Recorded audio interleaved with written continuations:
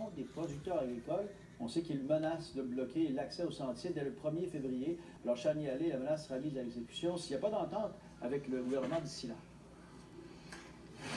Et oui, ce n'est pas de gaieté de cœur que les producteurs agricoles, en fait, brandissent cette menace. Donc, ils disent qu'il s'agit de leur dernier recours, qu'ils n'ont pas d'autres moyens de pression pour faire bouger le gouvernement du Québec. Alors, ils souhaitent conclure une entente concernant la hausse de taxes foncières. Ils veulent avoir un moratoire. Ils veulent également une table de concertation qui sera en fonction, puisque selon eux, cette hausse va avoir des impacts importants à long terme. On peut penser d'une augmentation de 30 à 40 des coûts nets pour les producteurs agricoles et ça va toucher près de 80 des entreprises agricoles à travers le Québec. On peut d'ailleurs écouter M. Bourassa de l'UPA Estrie. D'autres intervenants nous disent il y a sûrement d'autres solutions.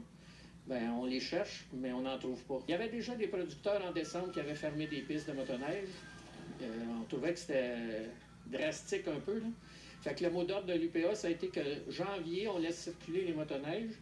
On fait de la sensibilisation, puis on espère beaucoup que le gouvernement va bouger pour faire en sorte que le 1er février, on ait trouvé des solutions sans avoir à fermer les sentiers.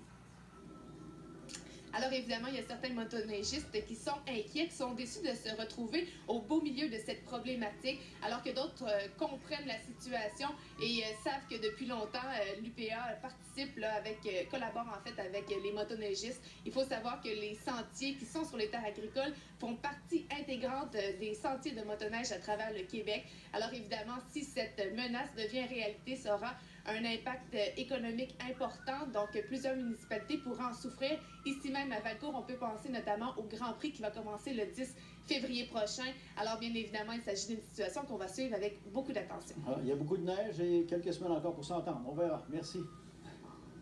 Revenons.